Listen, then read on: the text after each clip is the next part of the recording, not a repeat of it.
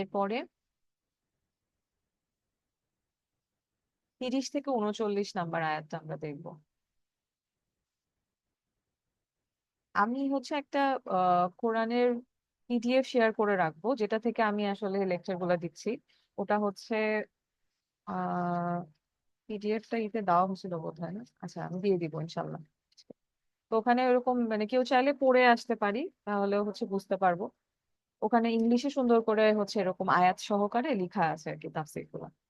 আচ্ছা, তো 30 নম্বরে বলা হচ্ছে, স্মরণ করো তোমার প্রতিপালক যখন ফেরেশতাদেরকে বললেন আমি জমিনে প্রতিনিধি সৃষ্টি করছি। এটা হচ্ছে কোন কাহিনীটা? ওই যে আদম আলাইহিস সালাম এবং শয়তানের মধ্যে, শয়তানের যে কাহিনীটা ওইটা।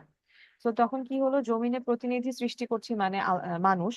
তারা বলল, আপনি কি সেখানে এমন কাউকে পয়দা করবেন যে অশান্তি সৃষ্টি করবে এবং রক্তপাত ঘটাবে? তার মানে ফেরেশতারা আগে থেকে জানতো যে মানুষ পৃথিবীতে গিয়ে অশান্তি করবে এবং রক্তপাত ঘটাবে। আচ্ছা, আমরাই তো আপনার প্রশংসামূলক তাসবিহ পাঠ ও পবিত্রতা ঘোষণা করি। আমরা জানি ফেরেশতারা 24 মানে সব সময় আমাদের কাছে 24 ঘন্টা বা সব সময় তারা আল্লাহর প্রশংসা করে যাচ্ছে। তখন আল্লাহ বললেন, আমি যে জানি তোমরা তা জানো না। এবার এইটার এক্সাম্পল হিসেবে আল্লাহ কি করলেন, কিভাবে বুঝালেন যে আল্লাহ যে আসলেই জানে আর বাকিরা কেউই কিছু জানে না, আল্লাহ সর্বজ্ঞানী। ওনার নাম আলিম। তো উনি কেন ওনার নাম আলিম বলা হয় সেটা হচ্ছে উনি বুঝিয়ে দিলেন ফেরেশতাদেরকে। তিনি আদম আলাইহিস সালামকে সকল বস্তুর নাম শিখিয়ে দিলেন এবং সেগুলোকে ফেরেশতাদের সামনে উপস্থাপন করলেন। এবং ফেরেশতাদেরকে উনি বললেন, আল্লাহ বললেন যে এই বস্তুগুলোর নাম আমাকে বলে দাও, যদি তোমরা সত্যবাদী হও। তখন ফেরেশতারা বলল, আপনি পবিত্র মহান, আপনি আমাদেরকে যা শিক্ষা দিয়েছেন তাছাড়া আমাদের কোনো জ্ঞানই নেই। নিশ্চয়ই আপনি সর্বজ্ঞ ও প্রজ্ঞাময়। দেখো, যখন কথা বলছে, ফেরেশতারা যখন আল্লাহর সাথে কথা বলছে, তখন তারা কিভাবে কথা বলছে? তাদের কথাবার্তা বলার ইটা কেমন? আহ কি বলে, আহ মানে ধরনটা কেমন? তারা যে তাদের রবের সাথে কথা বলছে, কিভাবে কথা বলছে, আর আমরা কিভাবে কথা বলি, আমরা যখন দোয়া করি তখন আমরা কিভাবে দোয়া করি, এইটা। আর একটা কি, এরপরে কি হলো যে তিনি নির্দেশ করলেন, হে আদম, এই জিনিসগুলোর নাম তাদেরকে জানিয়ে দাও। আচ্ছা, যখন তাদেরকে বলা হলো তারা কিন্তু বলতে পারলো না, এবং তারা সেটা স্বীকার করলো যে আল্লাহ, আমরা তো জানি না, তুমি আমাদেরকে বলোনি, আমরা তো জানি না।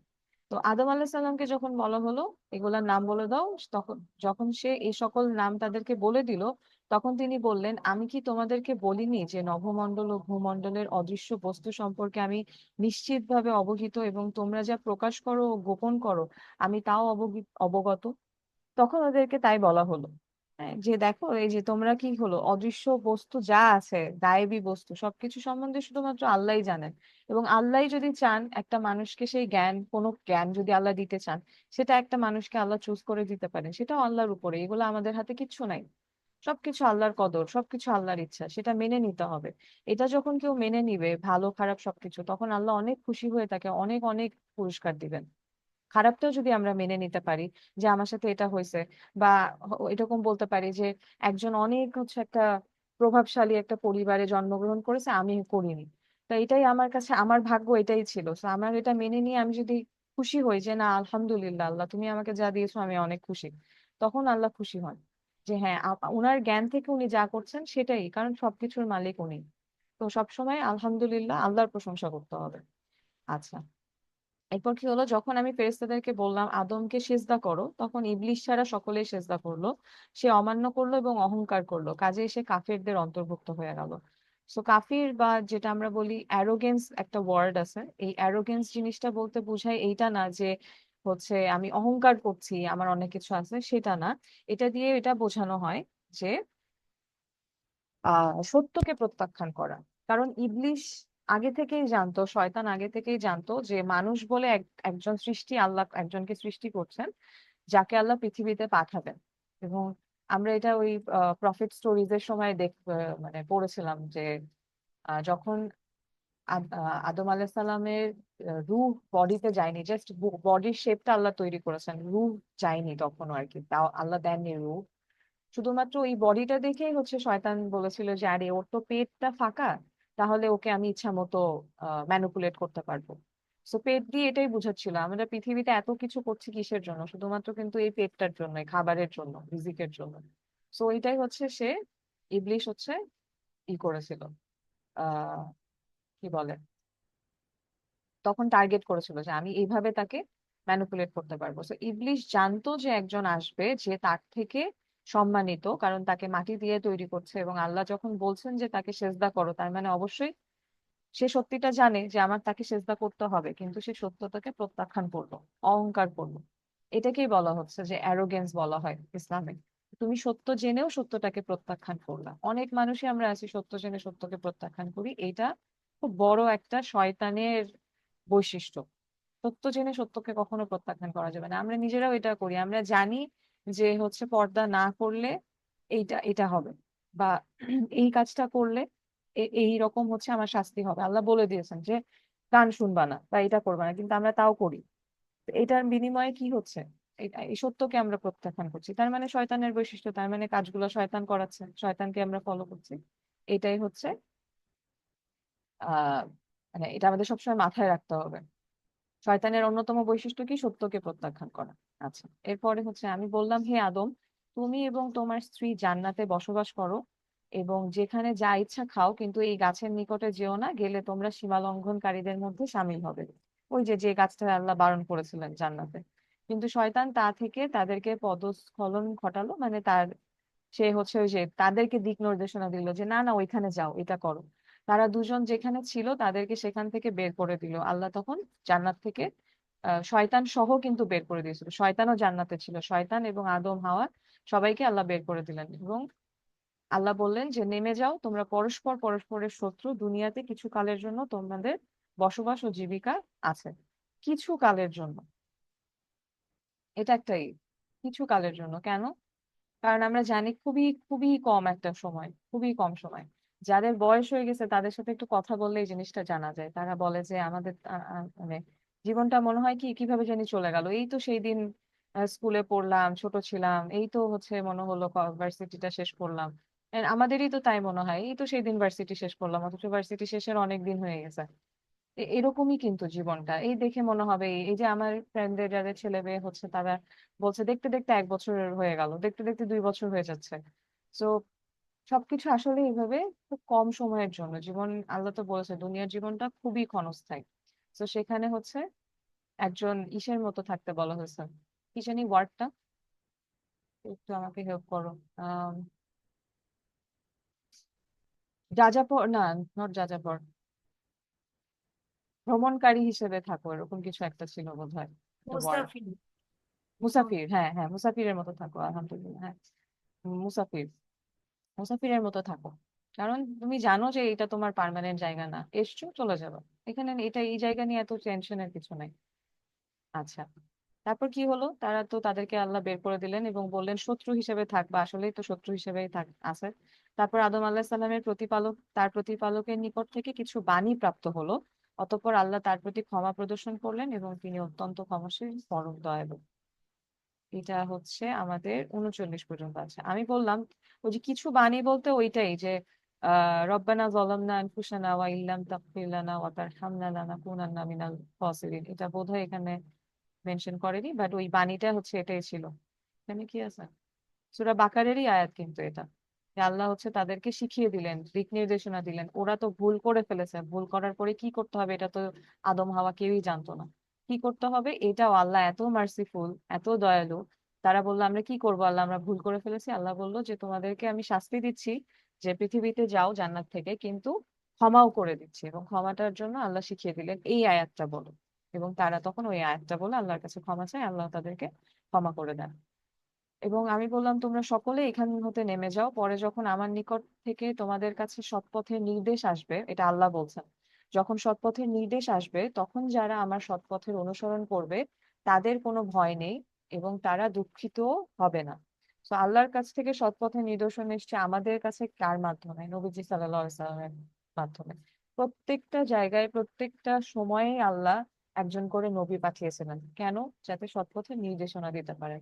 আমরা শেষ নবী উম্মত, সেই জন্য আমাদের কাছে ওইটাই হচ্ছে কি বলে দিক নির্দেশনা, ওইটাই শেষ ছিল। আর তো আর আসবে না, এটা তো আল্লাহ বলেই দিয়েছেন, শেষ নবী শেষ জামানা এটাই। কিন্তু আমাদের কাছে যাতে কন্টিনিউয়াসলি আমরা এটা করতে পারি, বলা হচ্ছে কি নবীর উম্মত হিসেবে আমরাও কিন্তু প্রত্যেকেই আহ নবীর কাজগুলো করব। কি কাজ করব? মানুষকে দিক নির্দেশনা দেওয়া।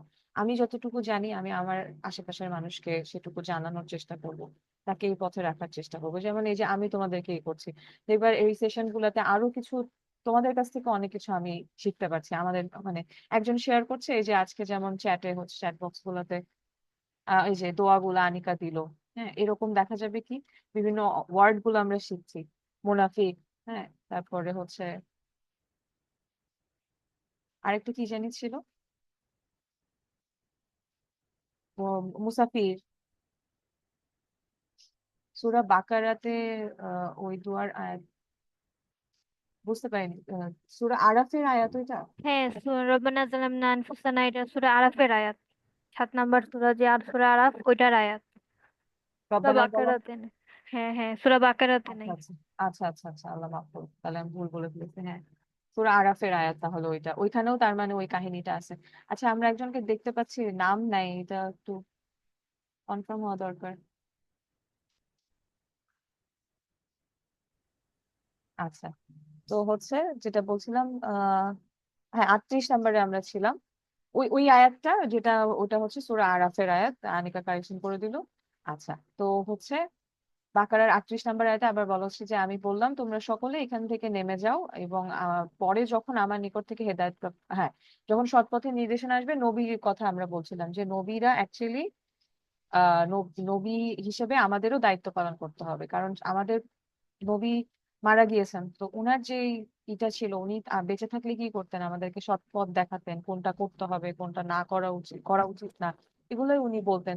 এই জিনিসগুলো আমাদেরকে উনি শিখিয়ে দিয়ে গেছেন, ওগুলা শিখে মানুষদেরকে করা, এই জিনিসটা আমাদেরই করা উচিত। আহ, একজনকে শিখে আরেকজনকে শিখানো।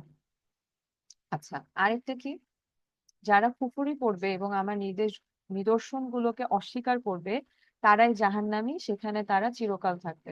তো এই যে বলা হচ্ছে কুফরি বলতে এটাই, যে যারা জানে যে এটা কোনটা সত্য তারপরেও সেটাকে অস্বীকার করবে। ওই যে শয়তান অস্বীকার করলো জেনেও, যে না আমি তো স্বীকার করব না, আমি জানি ওকে আমার সেজদা করা উচিত, এটাই সত্য, কিন্তু আমি এটা অস্বীকার করলাম।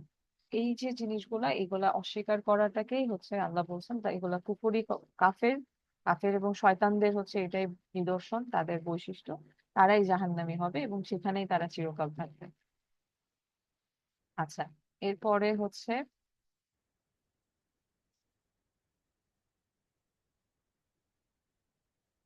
102 নম্বর আয়াতে হচ্ছে আল্লাহ বলছেন, একটু বড় এই আয়াতটা। এখানে হচ্ছে ওই যে সুলাইমান আলাইসাল্লামের হচ্ছে সময় এসছিল, জাদুর যে বিষয়টা এসছিল, সেই জাদুর কথাটা বলা হচ্ছে, যে সুলাইমানের রাজত্বকালে শয়তানরা যা পাঠ করত তারা তা অনুসরণ করত। মূলত সুলাইমান কুফরি করেনি, বরং শয়তানরাই কুফরি করেছিল।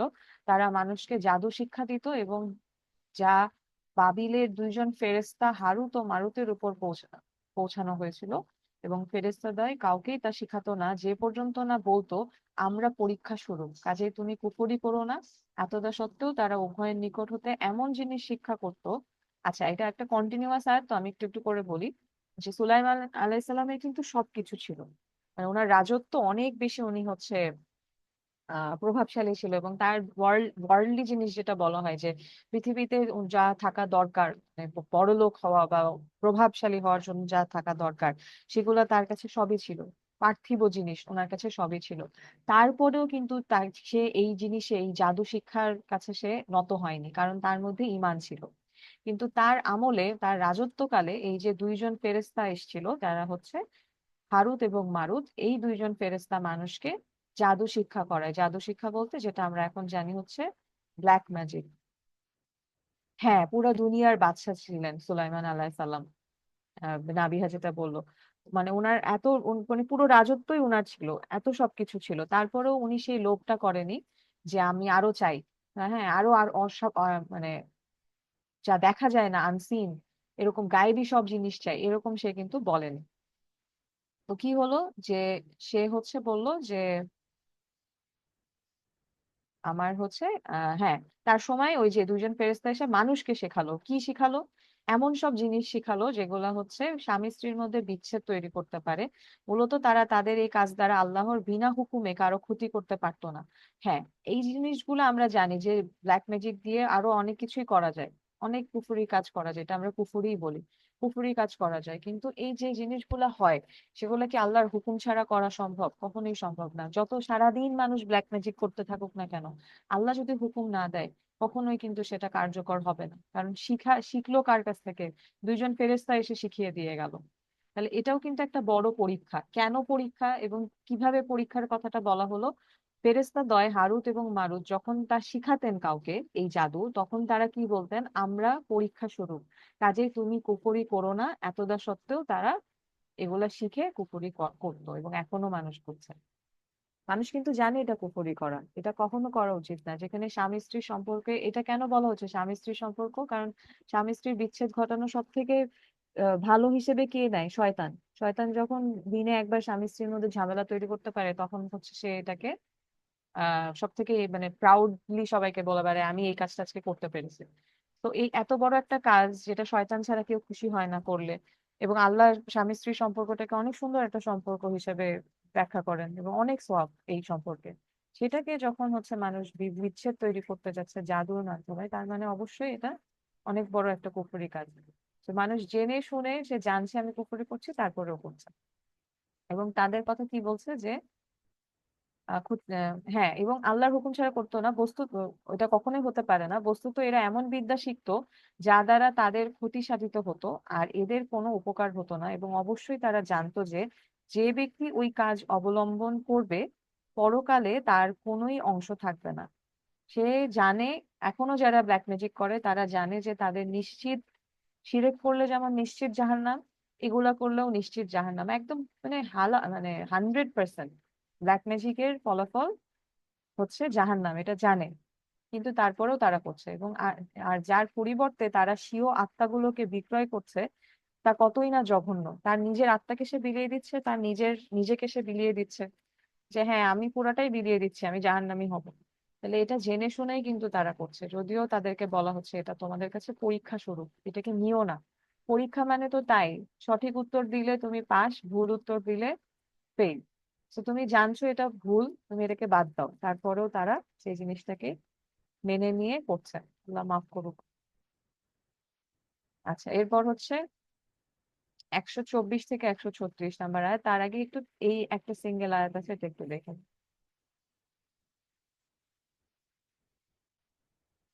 89 হচ্ছে আয়াত, যেটা বলছে তাদের কাছে যা আছে তার সমর্থক কিতাব যখন আল্লাহর নিকট থেকে আসলো, যদিও পূর্বে কাফেরদের বিরুদ্ধে তারা এর সাহায্যে বিজয় প্রার্থনা করত আর সেটাকে তারা চিনতেও পারলো, তবু যখন তা তাদের নিকট আসলো তখন তারা তা অবিশ্বাস করলো।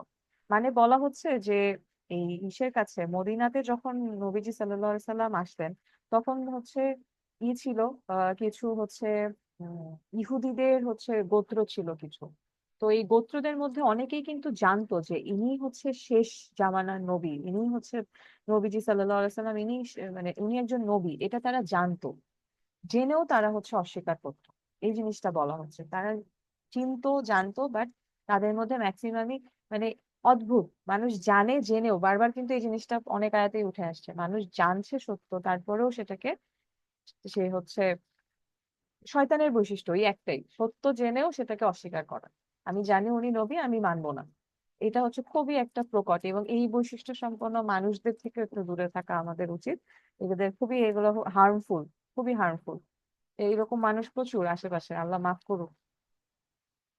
খুবই, হ্যাঁ, অহংকারী। এই যে অহংকার, অ্যারোগেন্স, এই ওয়ার্ড গুলাই চলে আসে, এটাই কিন্তু শয়তানের একমাত্র বৈশিষ্ট্য। আমি জানি সত্য, আমি অস্বীকার করব, এটাই। আচ্ছা, এরপর যেটা বলছিলাম যে 124 থেকে 136 এখানে হচ্ছে বেসিক্যালি দেখি, হ্যাঁ এখানে হচ্ছে আহ ইব্রাহিম আলাইসাল্লামের কথা বলা হয়েছে। ইব্রাহিম আলাইসাল্লাম যে কাবা শরীফ বানিয়েছিলেন, তখনকার কাহিনীটা বলা হয়েছে। তো কি হয় দেখি, আমরা পড়ি। এবং স্মরণ করো যখন ইব্রাহিমকে তার প্রতিপালক কতিপয় বিষয় পরীক্ষা করলেন, অতঃপর সে সেগুলো পূর্ণ করলো। আমরা জানি ইব্রাহিম আলাইসাল্লামের উপরে কি এসেছিল, কি পরীক্ষা এসেছিল। এবং তখন আল্লাহ বলেন আমি তোমাকে মানব জাতির নেতা করেছি। ইব্রাহিম আরজ করলো, আর আমার বংশধর হতেও, মানে আমাকে তো আল্লাহ করলেন, আমার বংশধরকেও কি আপনি নেতা করবেন? তখন নির্দেশ হলো আমার অঙ্গীকারের মধ্যে জালিমরা সামিল নয়। তো উনার বংশধরদের মধ্যে যারা জালিম ছিল তাদেরকে কিন্তু আল্লাহ নেতা করেননি। হ্যাঁ, এটা মানে যিনি উনি যখন তার সন্তানদের কথা বা বংশধরদের কথা জিজ্ঞেস করলেন তখন আল্লাহ ওটাই বললেন যে তোমার যারা সবসময় যারা হচ্ছে ইমানদার তাদেরকেই আল্লাহ পথ দেখান, যারা না তাদেরকে কিন্তু আল্লাহ পথ দেখান না। জালিমদের কোন রকম জালিম কুফর এদের কোনো হচ্ছে যে আমাদের আল্লাহর কাছে কোনো নেই, মানে কি বলে কোনো সে অনুগ্রহ আল্লাহ তাকিয়ে ঘুরেও দেখবেন না তাদের উপরে। শিরক তো অবশ্যই একটা বড় গুনাহ। আচ্ছা, এবং স্মরণ করো যখন আমি কাবা গৃহকে মানুষের জন্য মিলন কেন্দ্র এবং নিরাপদ স্থল করলাম এবং বললাম মাকামে ইব্রাহিমকে সালাতের স্থান হিসেবে গ্রহণ করো, এবং ইব্রাহিম ও ইসমাইলকে বলেছিলাম আমার গৃহকে তাওয়াফকারী, ইতিকাফকারী এবং রুকু ও সেজদাকারীর জন্য পবিত্র রাখবে। তাওয়াফ করতে হয় কাবা শরীফ আমরা জানি, ইতিকাফ জিনিসটা তো আমরা জানি এক জায়গায় বসে সকল পৃথিবীর জিনিসপত্র থেকে মুক্ত হয়ে মাথা থেকে ঝেড়ে ফেলে আল্লাহর শুধু ইবাদত করা। যে কোনো ইবাদতই হোক আল্লাহর প্রতি ইবাদত করা, আল্লাহর প্রতি ডিরেক্ট কানেকশন তৈরি করা, এটা হচ্ছে ইতিকাফ। এবং রুকু সিজদা তো অবশ্যই ওখানে গিয়ে আমরা করি, নামাজ পড়া, রুকু সিজদা করা। তো এগুলার জন্য পবিত্র করা হলো হচ্ছে কাবা শরীফকে, কাবা গৃহকে। স্মরণ করো যখন ইব্রাহিম প্রার্থনা করেছিল হে আমার প্রতিপালক, তুমি এই শহরকে নিরাপদ স্থল করো এবং এর অধিবাসীদের মধ্যে যারা আল্লাহ ও পরকালের উপর ঈমান আনে তাদেরকে ফলমূল থেকে জীবিকা প্রদান করো। এই শহরকে নিরাপদ স্থল করতে কি মানে ইব্রাহিমকে কিন্তু আল্লাহ শিখিয়ে দিয়েছিলেন যে তুমি প্রার্থনা করো আমার কাছে যাতে এটা নিরাপদ স্থল থাকে। এই নিরাপদ স্থল কেন বলা হচ্ছে আমরা জানি, মক্কা মদিনাতে কিন্তু কখনোই দাজ্জাল আসতে পারবে না, ঢুকতে পারবে না। দাজ্জাল হচ্ছে সব থেকে বড় ফিতনা হবে পৃথিবীর, সেই ফিতনা থেকে হচ্ছে সেই ফিতনা কখনোই প্রবেশ করতে পারবে না। তো সেটা হচ্ছে সব থেকে এই জন্য বলা হচ্ছে নিরাপদ স্থল। এবং সেটা কে দোয়া করে গিয়েছিল? ইব্রাহিম আলাইসাল্লাম কাবা শরীফ তৈরি করার পরে দোয়া করেছিল এটাকে নিরাপদ স্থল করো, কারণ আল্লাহ জানতেন যে শেষ জামানায় দাজ্জাল আসবে। এবং এর অধিবাসীদের মধ্যে যারা আল্লাহ পরকালের উপর ঈমান আনে তাদেরকে ফলমূল থেকে জীবিকা প্রদান করো। ফলমূল বলতে আমরা জানি ওখানকার যে ফলমূল গুলো আমরা কন্টিনিউয়াসলি দেখি, আর কিছু জিনিস আচ্ছা আমি শুধু খেজুরটাই জানি, আর কি আরগুলো খুব একটা জানি না, বাট এটাই বলা হচ্ছে যে সেখানকার ফলমূল থেকে তাদেরকে জীবিকা নির্বাহ করার হচ্ছে জীবিকা প্রদান করা হয়। এবং নির্দেশ হলো যে কেউ কুফরি করবে তাকেও আমি কিছু দিনের জন্য উপকার লাভ করতে দিব এবং তারপর তাকে জাহান্নামের আগুনে দাখিল করব। আর কতই না নিকৃষ্ট তাদের ফেরার জায়গা। তারা যে জায়গাটায় ফিরে যাবে, আমরা সবসময় দিন শেষে যে জায়গায় ফিরে আসতে চাই বাসায় শান্তির জন্য ফিরে আসতে চাই, যদি জানি যে এখানে আমার শাস্তিও অপেক্ষা করছে আমরা সেই জায়গায় কখনোই ফিরে যেতে চাইবো না। তো এটা আল্লাহ হা হুতাশ করে এটাই বলছে যে কতই না নিকৃষ্ট তাদের ফেরার জায়গা, যেটা তাদের হওয়া উচিত ছিল অনেক সুন্দর জায়গা, সেখানে তারা ফিরে যাচ্ছে সেই জাহান্নামের আগুনে। আচ্ছা, এরপরে আর স্মরণ করো যখন ইব্রাহিম ও ইসমাইল কাবা গৃহের ভিত্তি তুলছিল তখন প্রার্থনা করলো হে আমাদের প্রতিপালক, আমাদের পক্ষ থেকে কবুল করো, নিশ্চয়ই তুমি সর্বশ্রোতা সর্ব আহ, আহ, জ্ঞাতা বলতে মানে ওই যে সর্বজ্ঞানী আর কি। যখন ভিত্তি তুলছিল তখনও কিন্তু তারা দোয়া করছিল আল্লাহর কাছে, হে আমাদের প্রতিপালক আমাদেরকে তোমার অনুগত করো, আমাদের খানদানে একদল সৃষ্টি করো যারা তোমার আজ্ঞাবহ হয় আর আমাদেরকে ইবাদতের নিয়ম কানুন শিক্ষা দেয় এবং আমাদেরকে অপরাধ ক্ষমা করে। নিশ্চয়ই তুমি অত্যন্ত ক্ষমাশীল পরম দয়ালু। তোমরা কি জানো কিনা ইব্রাহিম আলাইহিস সালামের বংশধর থেকেই কিন্তু আমাদের নবীজি সাল্লাল্লাহু আলাইহি সাল্লাম এসেছিলেন। এই যে কিভাবে এসছে এটা এখানে দেখানো হয়েছে, দ্য লাইনেজ অফ প্রফেট সাল্লাল্লাহু আলাইহি সাল্লাম লিখে সার্চ করলে চলে আসবে। ইব্রাহিম আলাইসাল্লাম, ইসমাইল আলাইসাল্লাম ওনার থেকে এই যে এখানে এইভাবে এসছে। তারপরে আব্দুল মুত্তালিব চাচা ছিলেন, চাচা চাচা ছিলেন না, হ্যাঁ চাচা ছিলেন। আব্দুল্লাহ চাচা ছিলেন না, সরি, মুত্তালিব হচ্ছে দাদা ছিলেন নবীজি সাল্লাল্লাহু আলাইহি সাল্লামের। তারপর হচ্ছে বাবা আব্দুল্লাহ, এই যে আমিনা মা, এই যে মোহাম্মদ সাল্লাল্লাহু আলাইহি সাল্লাম। উনার আবার কি ছিল লাইনে যেটা এখানে আছে তার বংশধর, কিন্তু উনি যে ইব্রাহিম আলাইহিস সালাম থেকে এসেছিলেন সেটা তো একদম ক্লিয়ারলি এভিডেন্ট পুরা কোরআনে যে ওনারা যখন দোয়া করছিলেন একটা দোয়া আমরা দেখলাম ভবিষ্যতের দোয়া, কি ভবিষ্যতের দোয়া যেটা হচ্ছে যেটাকে নিরাপদ স্থল করো। কেন নিরাপদ স্থল করো? এখানে একদিন না একদিন দাজ্জাল আসতে চাইবে কিন্তু পারবে না। আরেকটা ভবিষ্যতের দোয়া কি, এখানে আমাদের মধ্য থেকেই আমার খানদানে আমার বংশে একদল সৃষ্টি করো যারা আজ্ঞাবহ হবে, ইবাদতের নিয়ম কানুন শিক্ষা দিবে। নবীজি সাল্লাল্লাহু আলাইহি সাল্লাম আমাদেরকে শিক্ষা দিয়েছেন কিভাবে কি করতে হবে, ইবাদতের নিয়ম কানুন শিক্ষা দিয়েছেন, এবং আমাদেরকে ক্ষমা করো ক্ষমা সবসময় আমরা দোয়ার শেষে শুরুতে সবসময় আল্লাহর কাছে ক্ষমা চাইবো, এটা একটা মানে দোয়া করার সবসময় আল্লাহর কাছে ক্ষমা দোয়াটা করতে হবে। আচ্ছা, এরপরে কে আমাদের প্রতিপালক? এদের কাছে একজন রসূল তাদের এদের মধ্যে থেকে প্রেরণ করো, এই যে রাসূল, যে এদেরকে তোমার আয়াতগুলো পড়ে শোনাবে এবং এদেরকে কিতাব জ্ঞান বিজ্ঞান শিক্ষা দেবে এবং এদেরকে বিশুদ্ধ করবে। কারণ তখন যারা ছিল তারা তো ছিল না সেরকম বিশুদ্ধ, এবং পরবর্তীতেও যারা আসবে তাদেরকে যাতে জ্ঞান দিতে পারে, শিক্ষা দিতে পারে এবং বিশুদ্ধ করতে পারে। বিশুদ্ধ করা মানে এটাই যে কুরাইশরা যে খারাপ পথে ছিল, তাদেরকে তো নবীজি সাল্লাল্লাহু আলাইহি সাল্লাম অনেককেই জ্ঞানের পথে এনেছিলেন, ইসলামের পথে এনেছিলেন, তো এটাই বলা হচ্ছে বিশুদ্ধ করা। সেই নির্বোধ ছাড়া অন্য এমন কে আছে যে মিল্লাতে ইব্রাহিম হতে ফিরে যাবে, এবং নিশ্চয়ই আমি তাকে পছন্দ করেছি এবং আখিরাতেও সে নেককারদের অন্তর্গত হবে।